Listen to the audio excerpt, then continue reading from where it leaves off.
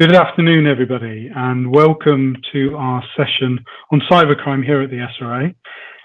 This is, I think, our last day of the Colt Coffer conference, and hopefully you're going to enjoy our session on cybercrime today. My name is Robert Loughlin. I'm the Executive Director of Operations and Performance at the SRA. I'm joined today by two speakers. We've got Rachel Clements, who's a regulatory manager in our Thematic team. Rachel's been with the SRA for just over 15 years, both at the SRA and at the Law Society, and was very much at the heart of the Thematic review that we did on cybercrime last year and we published in September. Also delighted to be joined by colleague Karen Jay, from the Cybersecurity Centre, from the National Cybersecurity Centre. Karen is the engagement lead for the accountancy and legal sector. It's probably worth pointing out that Karen is a blank figure on your screen today because Karen is part of GCHQ and needs to keep her profile anonymous. So your computer is not in error. It's simply that Karen is not around.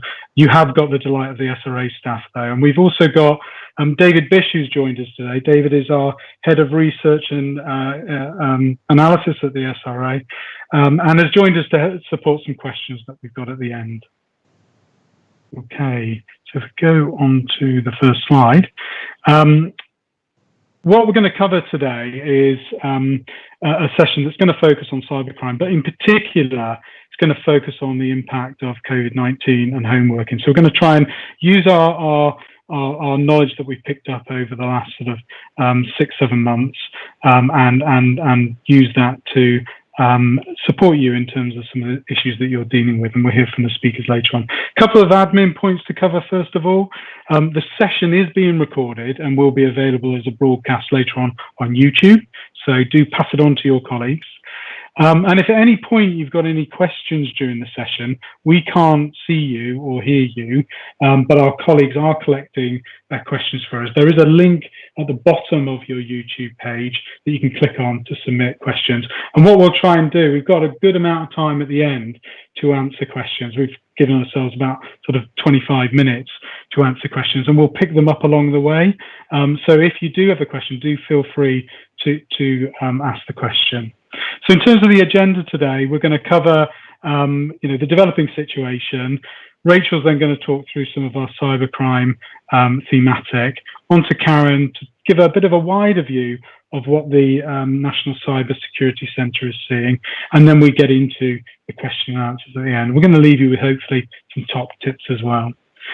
So the developing situation from our point of view, I think it's probably worth saying that there's a huge amount of information that we've put onto our website to support firms, and it was updated in April. There's a lot of information on there, a lot of links to other organisations, and we've tried to address the kind of queries that we've had coming through. It's also worth saying that we keep up to date with our scam alerts on our website, and you can see that anytime by linking on to our website. I'm sure most of you are signed up to that. We have seen a bit of a rise in the last month in terms of the scam alerts going on there. Although what I would say is we're pretty stable in terms of scam alerts that we've seen over the last 12 months, but we are starting to see a rise now. So just go on to my next slide. Just kind of what trends are we seeing? We just wanted to walk through with you first of all. So we know that firms have done a great job, and many firms have had to act very quickly to get their staff working remotely and ensure that their systems are resilient and able to cope with the new environment that we all find ourselves in. But inevitably, some of the cyber risks have increased, and indeed you can see there on one of my slides the comment from Interpol that people are exploiting the fear and uncertainty caused by the unstable social and economic position created by COVID-19. Just going on, there was one case that I wanted to mention that we had recently. It was a report that came in from a solicitor, and we've mentioned this in our risk outlook actually that we published this week. And it was very much about a firm reporting to us the very simple issue that they'd seen their email service acting strangely. So things were going out of sequence, there were delays on emails, and nothing more than that. They contacted their IT department, and really just thought it was playing up. But actually what it turned out, it was a phishing attack, and somebody had got into their systems and put an unauthorized rule on the account, on the email account, that forwarded emails that included words like purchase and so on to external addresses. Now that firm dealt with that issue really well, changed their password, cancelled the email rules, notified clients and informed us and the ICO and the police. But I raised that issue because that doesn't need to be a cyber attack that happens over the internet, if you like. It could be something as simple as somebody coming to somebody's laptop and changing rules within the laptop itself. So these are the types of issues that we're thinking about and starting to see that really are raising a concern about the home working environment that people have moved to. Now we know that phishing attacks remain the most difficult. That's where somebody sends an email and somebody clicks on that email. It remains the most serious or the most prevalent issue that we see reported to us. And in fact, the NCSC has seen a big rise, and the quote there is that in the first couple of months of lockdown, they saw a 300% increase in phishing attacks. We also clearly still get the email modification fraud reported to us, particularly within areas like conveyancing, probate and commercial transactions. The last area I've mentioned, which again has been sort of in the press and raised, is around ransomware, and the fact that certainly there has been cases that have been in the press around solicitors being attacked by ransomware, one which was particularly prevalent in the US, where they got a number of famous individuals, and not only threatened the firm that they would lock this information, but also would display the information on the web as well. So we are seeing all these sort of issues come through to us in different forms, but obviously the home working and the move to remote working increases potentially that challenge. If we go on to the next slide, I just wanted to mention the impact that we're seeing. So the figure again set out in our risk outlook, £2.5 million worth of client money. It's about 3 times the level that we reported in the first 6 months of last year that had been stolen from client money. It goes without saying that it's more than just the money that's stolen. It's also the impact, higher insurance premiums, lost time, stress on members of staff from these sort of issues as well. And what I'd say is that we are continuing to deal with these matters in a very pragmatic way, and I'll come on to that in one moment. So we go to the next slide. The last thing I was going to say was kind of the information that we have. So I mentioned the pragmatic approach, the proportionate approach that we take to these matters. I think Rachel will walk through some examples that we've dealt with, and indeed they're detailed in the risk outlook that we've published this week. But when we do have a report of an issue, what we're looking at is make sure the firm's taken a proportionate approach, that they've handled the issue in an effective way, and we'll look at the way in which the firm's taken reasonable steps to ensure that they're protected from further loss. The other area I wanted to mention was around the risk outlook. We published that this week. There's links to the NCSC in there, and we're going to keep updating that information as we continue to move through whatever comes of the pandemic over the next few months. And then finally, we've got a lot of help on the guidance, help on our website, including the thematic review that we did last year that really got into the detail of what is going on in firms and shares best practice that we saw when we went out and did that thematic report. So I'm going to stop there. That's a bit of an overview of kind of what we're seeing at the SRA, what we're facing at the moment. I'm going to pass over to Rachel now, who's going to give a bit more of an update on what we found in that thematic review and apply it to the current circumstances that I know you're working in. Rachel. Thanks, Robert, and good afternoon. Yes, as Robert said, I'm going to cover some of the findings from our recent thematic review of cybercrime, as well as some tips from our new cybersecurity toolkit, which is being published today. So just to give you a little bit of background information, first of all, In 2019, we carried out an in-depth examination of the experiences of 40 firms who had been the victim of cybercrime between 2016 and 2019. We visited each firm and interviewed the senior managers and fee earners to learn more about the impact and nature of the attack and the systems that they had in place to prevent future attacks. However, as Robert's already talked about, it's never been more important than now to protect your clients as our working lives have moved online.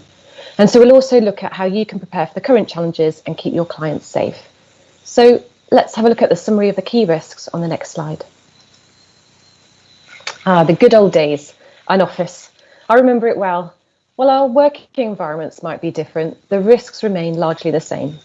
In 2019, we were already working in an increasingly digital world, and of course transferring large sums of client money. Our review highlighted that significant sums had passed into the hands of criminals using cybercrime techniques. £4 million was stolen from just 23 firms, but clients also had direct financial losses too. And while most was covered by insurance, firms still ended up paying £400,000 from their own funds. Sensitive data was also compromised, of course, and while the impact is a bit more difficult to calculate, we found that substantial indirect costs and personal and financial costs had occurred, including a loss of time. We also identified significant governance concerns, particularly with the security of data, sticks and systems. In terms of common threats, we saw a range of attacks targeting both firms and clients. Most involved modified emails and phishing, and most targeted conveyancing transactions. Some attacks were highly sophisticated, for example, using subtle changes to email addresses or social engineering techniques to persuade and pressurize victims to transfer money. 4 firms we saw were subject to ransomware attacks and affected to various degrees. And we'll look at that in a little bit more detail in a moment. But overall, I think it's really important just to say that it's not all bad news. We were satisfied with the way most firms managed attacks and complied with their regulatory obligations. But we also know that 2020 has been particularly hard for firms. And so as many of you have had to adapt really quickly to remote working, cybercrime criminals are also really working to expose any weaknesses in your security. And this means that any gaps in controls and governance, particularly in staff training, could really have an impact now. So with that in mind, let's look at our next slide, which explores some of the risks relating to staff and training. And so we can reflect on the implications for remote working. So as you can see from this slide, over half of our firms told us that they viewed their staff as their greatest cyber risk. But as we also can see, in terms of support, 20% of firms had not provided any training at all to staff. Of those that did, more than half didn't keep any training records, and so were able to confirm to us who had actually received the training or whether it had been updated recently. Untrained staff are inevitably at a higher risk in a cyber attack, and it only takes one click on an attachment and a modified email to target your clients. But this doesn't mean we expect you to be, a technological expert, but you should have a good awareness of the risk so that you can take appropriate precautions. So to put this in some context for you, we tested firms' knowledge about a range of common cyber attacks and asked the same questions to both managers and to fee earners. And we identified that overall managers had a really good level of knowledge. However, this noticeably dropped when we asked their staff the same questions. So as you can see, 88% of fee earners we spoke to were unable to explain what ransomware was, but only 15% of managers got this actually wrong. So why is this important? Well, of course, it's not just about knowing the terminology. It's about sharing your understanding of cyber risks that we all face at work and at home. And in fact, our test provides some insight about potential levels of awareness of a cyber threat that continues to increase in 2020. And those same staff could be at risk of clicking on an email with embedded malware. So the message is, yes, people could be a cyber risk, but knowledgeable staff could also be your strongest defense and the foundation of your security. And with the right tools and support, they can help you to protect your clients. So let's look on our next slide. As you know, we just tested our firm's knowledge about cyber attacks and found varying results. How do you think you'd do if we came to your firm and carried out a similar test? You now have your chance to find out. So think about this question. You've received a ransomware demand. What is the first thing that you should do? Is it A, Determine if it's legitimate, and if so, inform the SRA and follow the instructions carefully to get your data back. Is it B, ignore the demand and back up your data, you don't need to inform the SRA? Or C, do not pay the ransom, you may need to inform the SRA, ICO and the police. Now, I just want you to have a think about how you'd respond, and you can comment if you like, but what we'll do is we'll come back to the answer shortly and see how you did. Moving on to our next slide, let's look at what our review can tell us about how well prepared firms are to face the current risks now. Now, I'm not going to cover everything on this slide, but as you can see, overall, a lack of good governance was a significant issue, whether that was from missing IT security policies, firms with systems that will no longer have security updates this year, or indeed 2 firms with systems that haven't been updated since 2014, to an absence of any policy on the use of external data sticks and USBs, which all expose these firms to future risks of cyber attack. Now, these risks could have been missed because over half of our firms hadn't tested their processes or rehearsed how robustly they could defend an attack. While IT support did help many firms, others risked being over-reliant. And this was particularly highlighted for me by a firm who discovered that their IT provider had failed to prevent multiple password attempts on their system. And of course, this was only discovered once they'd been hacked. Now, third-party IT consultants do really provide valuable expertise, but you can't also outsource your responsibility for your IT with your IT. You must carry out appropriate due diligence, and of course, remember there are lots of free support and resources available as well. I think crucially, cybersecurity is about your whole business, and you need to make sure that you make your own assessment of the risks in order to have those really robust policies and controls. In fact, you could say that good governance is probably as important as good tech. So we've talked about some of the risks that we saw at firms. How well prepared do you think your firm is to face a cyber attack when working remotely? Let's have a look at our next slide. Well, firstly, I think you could be really forgiven for feeling complacent about the transition to remote working. We've already carried out so much of our work online and digitally. However, we do know, as Robert mentioned, that attacks have increased this year, and criminals are exploiting our lower levels of security and our increased dependence on technology. So what could remote working risk look like? Well, let's imagine one of your colleagues working on a file at home right now. They're logged onto the firm's network using their own device and Wi-Fi. They never did get quite round to changing that password. Perhaps they are working at the kitchen table because they live in a busy household and don't have their own private office space. They might also be feeling isolated from their colleagues, anxious, or even under pressure. Suddenly an email arrives. It's from a client, but something just doesn't feel right. And of course, it requires urgent action and has a file to open. So how would they deal with it? Ignore it and delete it? Why worry after all? Report it or respond to it? What do you think they would do? What they should do is report it to you. But remember, your colleagues may be feeling more under pressure than usual and are in less secure environments. And so information can be easily compromised in a number of ways. Cyber criminals are actually looking for those ways so that they can take advantage of any weaknesses they can find. And that includes emotional and physical weaknesses, as well as technological.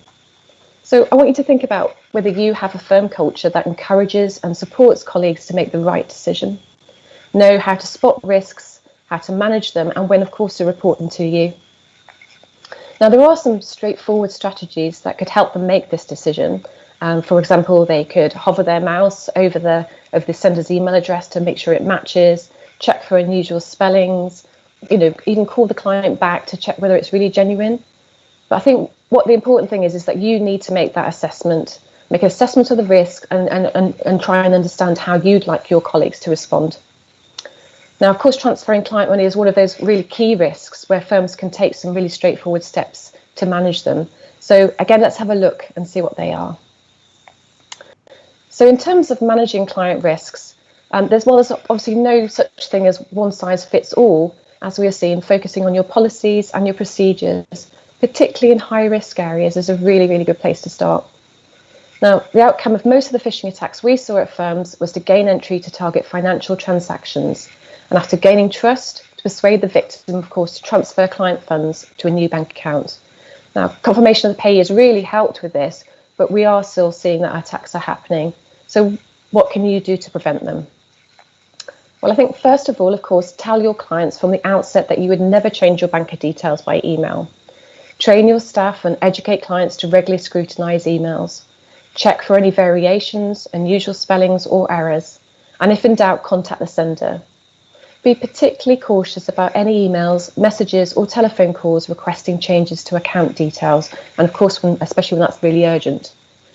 Make sure you have policies and strategies to confirm fund transfers first, such as requiring a password, written confirmation, or even test payments with a £1 Pathfinder. So that's where you transfer £1 first and then you call just to check that it's been received. If appropriate, of course, use software that you can buy to monitor your email account, for example, with email forwarders, or even look at alternatives to holding client money, such as third-party managed accounts. So with that in mind, let's have a look at our last cyber question. How well did you do? So the answer was C, do not pay the ransom and consider your reporting obligations. Did you get it right? Paying ransoms involves giving money to criminals. It encourages and funds the development of more ransomware. Corps should consider their duties, which might include informing the ICO within 72 hours or informing us about an attack, even if it's unsuccessful or even if you've got backups. And this is because it helps us to warn others about these risks. Now, as I mentioned before, we saw 4 ransomware attacks in our review, and in one case this had a really significantly disruptive effect, which lasted more than 2 weeks. But the firm reported the incident to the ICO and to the police, and we were really overall satisfied with the way that they responded to the attack. Now, when we receive reports about cybercrime, we do take a proportionate view. We also know that sometimes human and system errors are unavoidable, particularly in these really difficult circumstances. But having robust systems, making sure you can take reasonable protective measures, reporting and remedying breaches really promptly will always be taken into account. And you can make sure that you meet your obligations by reading our enforcement strategy and, of course, all our guidance materials. So finally, for further help and support or to learn more about our findings, you can find the links on this last slide to our thematic report and again to our new toolkit, which is, as I mentioned, being launched today. This highlights some really real-life cyber incidents at the firms that we met, as well as some practical tips that will help you to recover from similar incidents. But for now, thank you for listening, and I'll pass you on to my colleague, Karen, from the NCSC.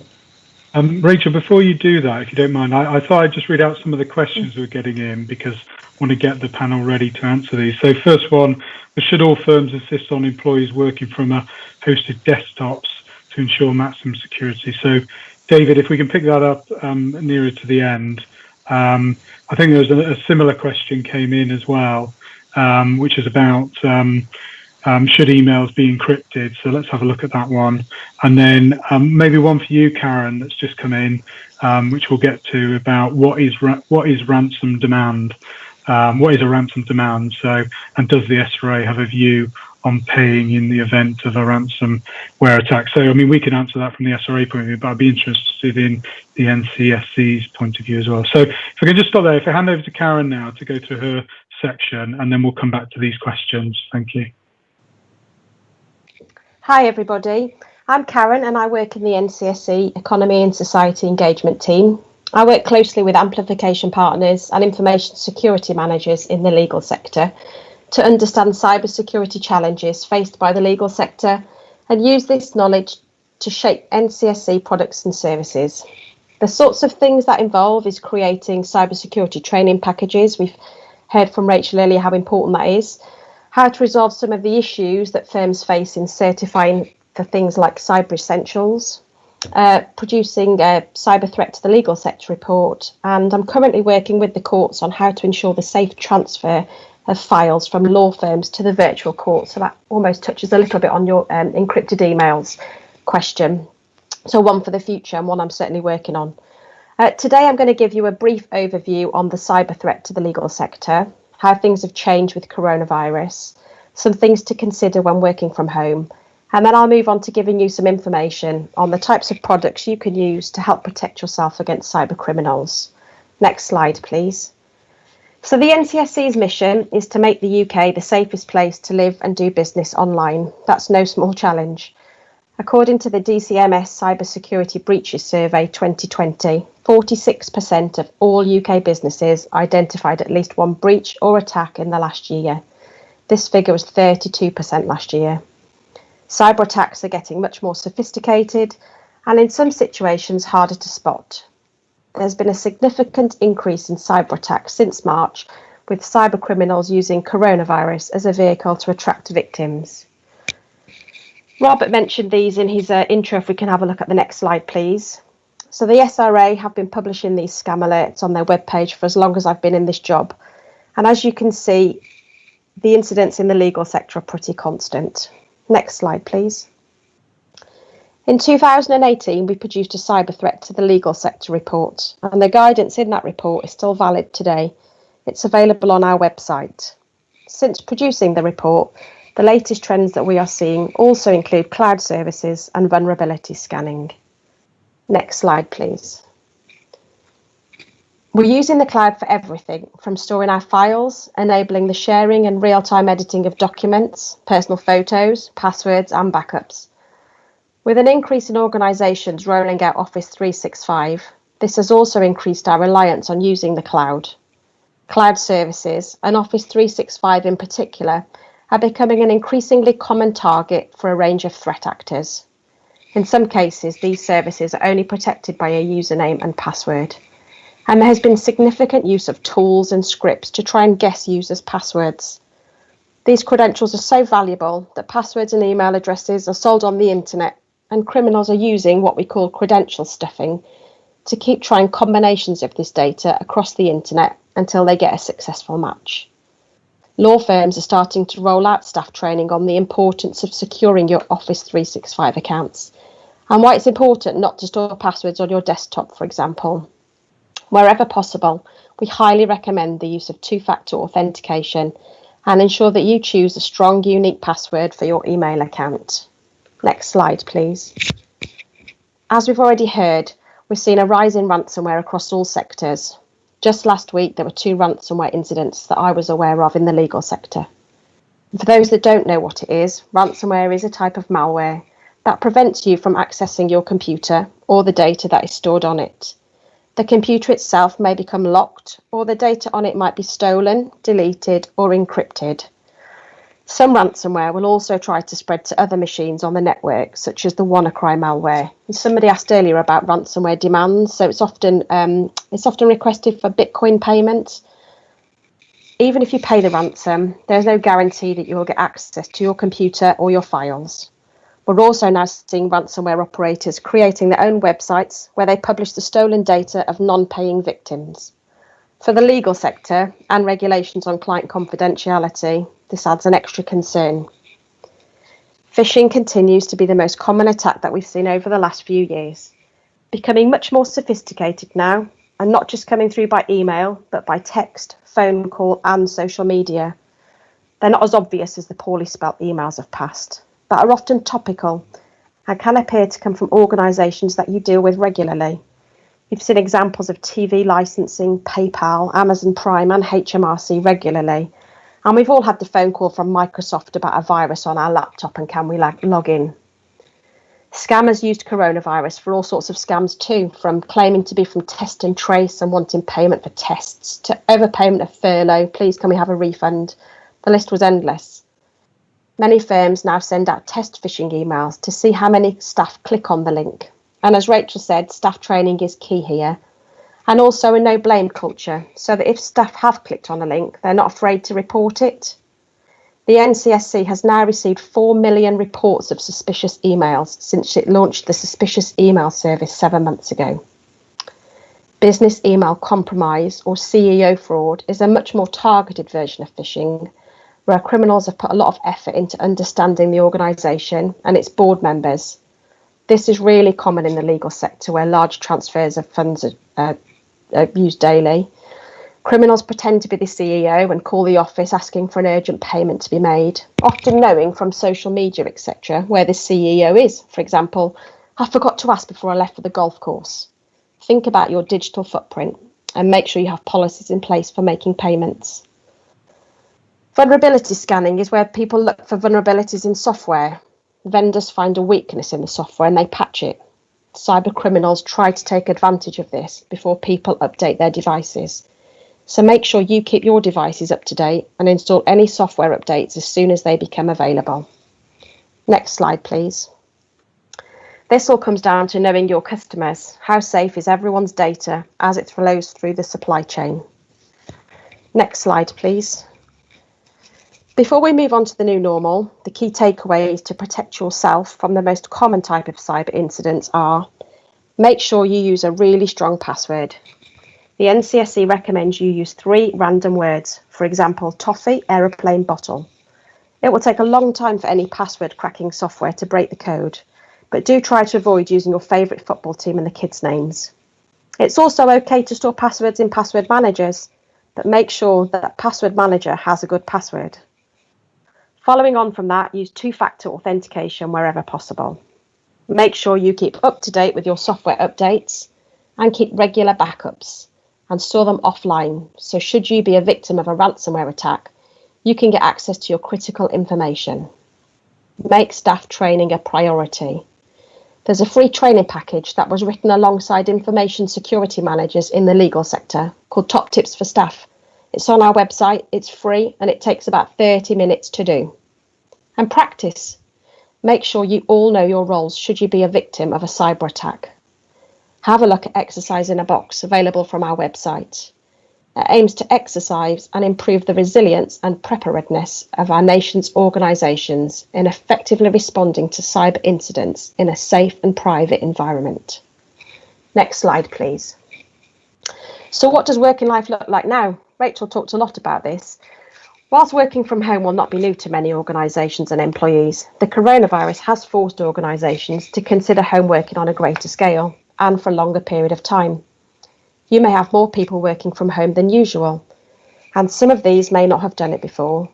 We've produced some guidance that helps talk you through the use of VPNs, USB drives, staff access and passwords. It's also important to think about how people are feeling. It's now been 8 months for many since they went into the office and worked around other people. There are many distractions that can prevent us from following normal protocol. Remote users may need to use different software or use familiar applications in a different way compared to when they do in the office. It's really easy to slip out of good habits when our office environment changes. And there are also things to consider, like who else is living there too. How can you ensure you keep client information confidential? How do you secure paperwork at home? Who else is listening in on work phone calls?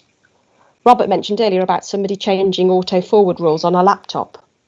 Have you configured your router so that the password to your home network isn't the same one that it had when you unpacked it from the box? How do the team confirm customer identification and payment details? Are you allowing staff to use their own personal devices? How can you be sure they are kept up to date? Your staff might feel more exposed to cyber threats when working outside the office environment, so make sure staff know how to report any problems. This is especially true for security issues. Consider the long-term effect working in isolation can have, as staff beginning to feel disgruntled. The insider threat risk has increased in the current COVID-19 pandemic. Employees may feel more detached from the workplace as they are not physically present in the office. This further increases the longer we are in lockdown. Employees may also be anxious about job security, especially if pay cuts have been introduced or if some workers have been furloughed, or there's threat of redundancies. This may increase the intentional threat, where staff may have greater incentive to harm their employer. The insider threat is often overlooked, but can be as harmful to an employer as a more traditional hacker or fraudster. All organisations are vulnerable to insider threats from employees who may use their authorised access to facilities, personnel, or information to harm their organisations, intentionally or unintentionally. COVID-19 has posed new challenges, with employees subject to new stresses, and more of them working from home. Next slide, please. With more staff now working remotely, video conferencing has an obvious role to play. The NCSC has produced some guidance that helps organisations to select, configure and securely implement video conferencing services. When choosing a service, you will want to ensure that the video calls themselves and any other data such as messages, shared files, video transcriptions and any recordings are protected. If you need video conferencing for more sensitive meetings, you should follow the NCSC's cloud security principles to determine whether a service meets your security needs. We recommend this approach for government use, regulated industry sectors like the legal sector, and organisations that handle personal data.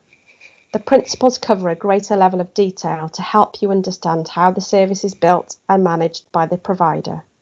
Some cloud providers publish a response to the principles so you can understand exactly how their service meets the security goals. Next slide, please. Moving your business from the physical to the digital securely will not only help your business grow confidently and sustainably, but it will also help to uphold your reputation with customers.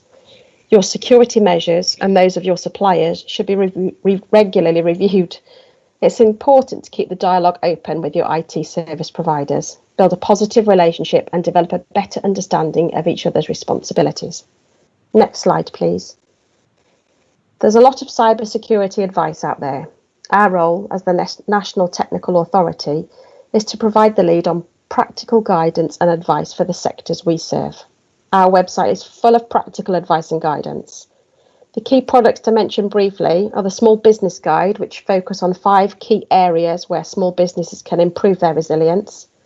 Cyber Essentials, which is a cyber hygiene assurance scheme that addresses 5 key controls that, when implemented correctly, can prevent approximately 80% of the most common cyber attacks, and shows your clients that you take cybersecurity and protection of their information seriously. Our 10 Steps to Cybersecurity is very similar to the Small Business Guide, but aimed at larger companies, and is now used by a majority of the FTSE 350. I've spoken already about the Top Tips for Staff training package. We've got our board toolkit, which has been designed to get boards talking about cybersecurity, and Exercise in Our Box, which I mentioned earlier, which helps organisations test and practice their response to a cyber attack. I'll show you an example of the types of exercises on the next slide. If we can move on, thank you. I'm conscious of time, so here is a list of the current themes. All the scenarios have been to NCSC products and guidance, and as this is a live tool, it will be continually updated.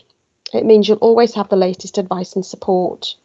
The attack scenarios we have provided are also the most common attacks mentioned for our user research. I think there's been a few questions about bring your own device, and there's an exercise in here that you can test your own policies and risk assessments that will help answer that question. Next slide, please. At the NCSC, we often get asked about cyber insurance and how it fits within an organisation's overall approach to cyber risk. While we can't tell you what exact insurance needs are, we have looked at some useful cybersecurity considerations and come up with some questions that can help you work out what, if anything, is right for your organisation. Some of these questions may help you think about what cybersecurity defences you already have in place and what you want to protect the most. But most importantly, buying cyber insurance doesn't mean you no longer have to worry about cyber attacks. And the last slide is just to let you know about a product that the NCSC are launching shortly called the Early Warning Scheme. By providing details of the IP addresses and domain names that an organisation owns, the NCSC will collate this against many threat intelligence feeds and notify based on the outcome. Early warning should complement your existing security controls and should not be used in isolation. Keep your eye on the webpage for more details. I'll arrange for all the links to be sent out of all the products and services that I've spoken about today. Thanks for listening, and I'll now pass you back to Robert to start the questions. That's great. Thank you very much, Karen. And I hope everybody's still with us. It's obviously quite difficult to know how many people are there. But we've got some questions that came in before the event, and then we've got some questions that have come up already. I'm trying to just get to the scroll. There's one in particular from Robert Adele who asks whether slides will be made available. And you can download, you can basically get hold of the slides after the event. We're going to make them available, and also there'll be a video catch up as well of the session. So, and I believe it's all going to be on YouTube if you were to search that as well. So they will be available, Robert. So if we can go to the first question, this is one that we got in beforehand, and I'm going to pick on various members of the panel here. But the first one I think is probably for Rachel. It's part of what we hopefully picked up as part of our thematic review. So our IT was hacked via email, and our IT provider are working to protect the system. But they have told them not to tell anyone. Is that correct? Rachel? You're on mute, Rachel. Sorry about that. Yeah, sorry, I was just saying that, yeah, that is a really good question. And I think it's something that probably crops up quite often. But I think the short answer is no. As we've mentioned before, it's actually really important that you inform us in the first place as your regulator about any successful attacks. But also to remember that you should report any personal data breaches to the ICO within 72 hours of actually becoming aware of the breach. And of course, we and the ICO can give you further guidance. I think it's really good that your IT are obviously trying to make sure that the system's being protected as soon as possible. But potentially, there's lots of things that you don't know yet. So you don't know what sensitive information is being compromised, whether they've got client details or bank account details. And of course, so these clients might also need to know whether they've been exposed to an attack. And of course, your insurer as well. I think in many ways, actually, you can mitigate and manage these risks by sharing information. And I think probably going forward, what you might need to think about is having your own policies and protocols in place to make sure that you know and understand, what circumstances and when you need to report cyber incidents to the SRA, the ICO, or, even depending on the seriousness, that could be the police, action fraud, and potentially even the NCSC. So I think the answer is no, that isn't, and obviously do try to think about what policies that you have in place to make sure that you know exactly what you should do when a cyber attack happens. Hopefully that's helpful. That's great, thank you, Rachel. I've got another question now, but I'm gonna ask David Bish, who's joined us today. It's a bit of a open-ended question, David. So I'm going to jump to the third question that we've had, which I know about phishing and ransomware. But what's new and what risk is coming over the horizon that people should be aware of? Sure. Yeah, thanks, Robert. It's a really good question. So I think you will have seen, and I certainly have throughout this talk, that the incidents and the volume of the attacks has certainly increased, and we can only really expect to see more of the same in the short term. So of those broad categories that we've spoken about at a lot of these events, your phishing, ransomware, hacking, those staples will stay the same. And the reason they stay the same is that they're very beneficial to criminals. And despite the great strides that I think we've seen a lot of firms make in this area, there still are phishing emails that slip through. They can be very simple, and there's great payoff for the criminals to keep doing the same thing. What we are seeing, and what we will always see, is these criminal agents trying to find slightly different ways of doing it, and it's almost you get rid of one head and three more appear, and different variations is a big issue that we're thinking about and that we're seeing at the moment. And you'll see on the slide one that we've noted about, which we may increase to see, is the use of deep fakes in cyber attacks. So I guess the first question is, what do we mean by deepfakes in this context? What we mean is anywhere where someone uses generally AI software to mimic, it can be the voice or the appearance of someone really without them knowing. People in the audience may have seen, you can now download apps that allow you to star in Titanic or things like this. And whilst that's quite good, they do have a darker side, unfortunately. I think since the last time we spoke to you, there was the first case internationally of a firm who had fallen prey to a kind of simple CEO fraud, something that we've seen many times. And one of the mitigation techniques that firms use at the moment is ensuring that when someone is asked to send large amounts of money, they rely upon a phone call or something like that to check the identification of that person.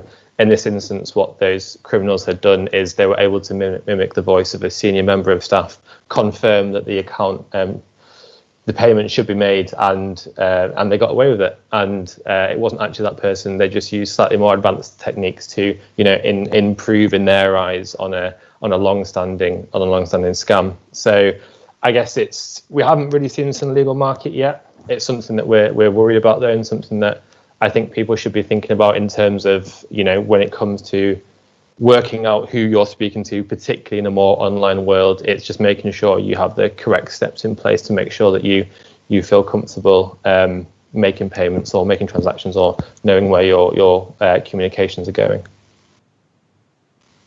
Great, David. Thank you. That's really helpful. Just while I've got you, I think I'll just go back to the first question we got in today's session, which was, should all firms insist on employees working from hosted desktops to ensure maximum security? I know you're at the heart of developing our risk outlook that we've just published. So have we covered that sort of thing off in there? Yeah, sure. So it's a really good question. And I think I've seen this on a few of the questions that have come in is one of the key points of that is, can we or should you insist on employees doing certain things? And realistically, I think that's at its heart is a business decision. So we will require that you take necessary steps to make sure that client information and client money is safe, but we won't necessarily mandate how you go about that. And different measures are right for different firms. And I think our position would be that you need to make sure you're comfortable with the level of risk and exposure you have in different areas and apply mitigation strategies, whether they be hosted desktops or email encryptions, to make sure that you're comfortable with the risk level that you're taking, and equally it's proportionate to the resources that you have. It's very different for a huge city law firm to pay for hosted desktops as opposed to a much more smaller regional firm. So yeah, real answer is identify the risk, assess what your exposure is, how much resource you can put into it, and make sure that you're comfortable with it, and that if anything happened, that when you speak to us or the ICO or the NCSC, that you have taken the necessary steps to make sure that information or money is safe. Okay, great. Thank you, David. And if anybody has any further questions about that sort of thing, technical type issues, presumably our ethics helpline is a good source to go to if anybody has any specific questions about certainly holding client money and issues like that.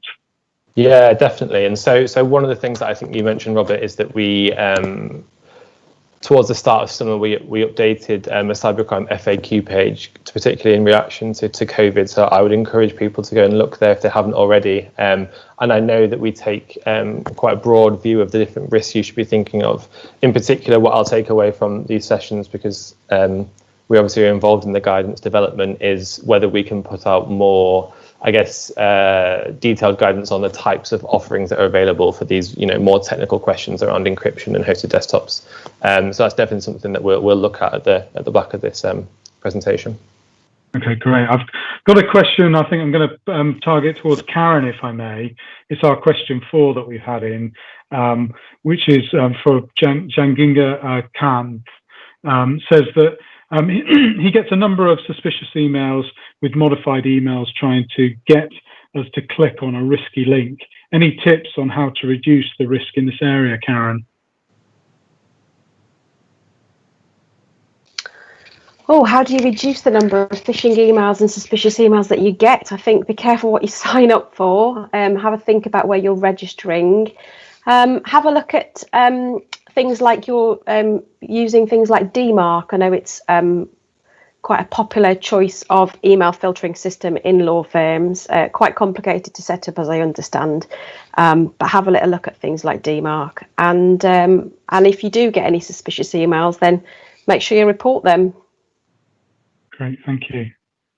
That's helpful. Right, okay. I think just from our side, Robert, as well, I think it's really good, that people are noticing those types of emails. And I guess I would just add from our side that it's make sure that they don't get shared further. Seems quite simple, but often we do see that emails are forwarded around the organisation to say, is this a risky email? And undoubtedly people click on them without reading them properly. So I think taking steps to delete the email as soon as possible. I know internally in the SRA we have systems in place where we can, and law firms do as well, where they can safely send or at least pass those emails on to their IT department so they can check for any malicious software before they take any further action.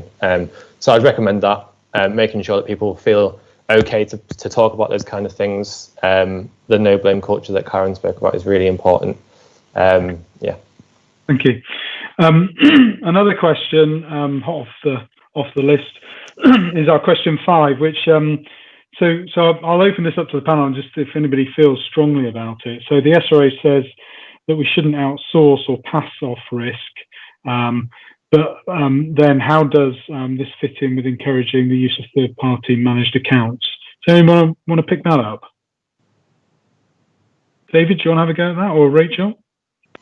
Yeah, I can go, and Rachel, please do jump in. So I don't think we're necessarily suggesting that you do or don't pass off risk. Again, I think it's about ensuring that you understand the level of risk involved in the different activities you're taking part in. So, third-party managed accounts are absolutely okay and encouraged. That doesn't mean to say that you can just offset all of your risk, have no more involvement in it, and use that, I guess, as appropriate excuse if anything bad should happen. So I think it's about understanding the risk again and taking appropriate measures. Bringing in experts is absolutely okay, as long as there is still understanding within the firm to make appropriate judgments. Great, thank you. So we've got an interesting one here, maybe for Karen. So this is from Martin Stewart, who asks, what are the cybersecurity risks of using Zoom and Skype and attending clients, especially when working from home? Any thoughts on that? Yes, I spoke about this a little bit earlier. So have a think about what service you use. So how do they store the information on the call? Also, sorry, Karen, I don't know if it's just me. I feel like I'm losing you a little bit.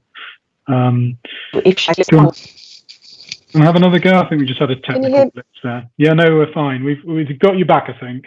Okay. So I would have a think about making sure that the call is everybody on the call knows who everybody is. So only make sure that it's a private call. I'd also have a think about how you transfer or share files within that call and data. Pick your service wisely. So I know that at the NCSC we use Microsoft Teams. There are certain Chinese brands that we don't tend to use. So have a talk to your service provider and see which one they would recommend with your internet package. Okay, that's great. Thank you. So I've got another one here, which I want to know the answer to this one. So Joe asks if it is a good idea to change the password provided on the Wi-Fi box. Does that help? Well, my Wi-Fi box is sat there, and I know that I haven't changed the password on it. Karen, can we ask you again? Any views on that? Yes, absolutely. So it's almost a little bit like vulnerability scanning. So on the internet, you will find details of that router with the password that it came with. It's a generic password that is used. It's really easy to hack into. So make sure that you change the password on your router. There should be instructions in the box. If not, Google them, but please make sure you do. And in future, they're looking that providers of routers and stuff actually come with security built in. So make sure that everybody's changed the generic password on their router. Rachel, next question. We're getting through this quite quickly now. Probably one for the SRA. So, do we still need a list of all phishing emails received so that there is a record of attempted cyber attacks? What's our position on that? I think it's more about making sure that you keep accurate records and know what your risks are. So one of the things that we found when we met firms is that they hadn't kept records of incidents, and so they weren't in a position really then to be able to tell, what risks they were facing and what things that they needed to make sure that they were preventing. So phishing attacks change all the time, and we know that it's not just emails. Obviously, it's telephone calls, it's text messages, and it's even on social media. So I don't think it's necessarily about having a rigid list that you're keeping, but it's obviously making sure that you're keeping records and keeping on top of what sort of attacks that you're facing, and obviously that will give you a good indication of what future risks that you need to try and manage. Great, thank you very much, Rachel. I think we've come to the end of the questions that we've been provided with. So, thank you for everybody online for sending those through. There was one last question, that's just come through, asking about how we go about accessing the information. And as I said earlier on, it is available on our website. You can get hold of the slides from today, and also a recording as well. So that will be available to you. So so it's on our public page, so it's available there. Can you just go on to the final slide that we've got today? So what we've done at as we've been preparing for this is just pull together this kind of final slide as a panel. Really, just if you are starting your kind of journey on cybersecurity and wondering where you should start, we think these 5 principles are where you're probably best starting. The key is, planning and testing your response to a disaster is really important. So being prepared and really thinking through what happens if you do become subject to a cyber attack, and how will you deal with that. And it's also recognizing that this has a big impact, as I said at the start, not just financially, but also on the health and well-being of the organizations that you work with and the individuals in there. So the 4 Ps, sorry. So the first one is to prepare, to evaluate your areas of risk, and check your vulnerabilities. Every firm is in a different position and they'll have different systems. First steps including planning for the future threats, with having an incident or contingency plan, and maintaining an inventory of systems. So making sure your systems inventory is up to date. Protect your systems. Obviously, as Karen mentioned earlier on, changing passwords. Certainly when we first did our cyber sessions, we talked about the most important thing is that you don't have easily accessible and easily crackable passwords. Patching. Goes without saying that you've got to keep your systems up to date and make sure that you are putting regular patches in to protect the system.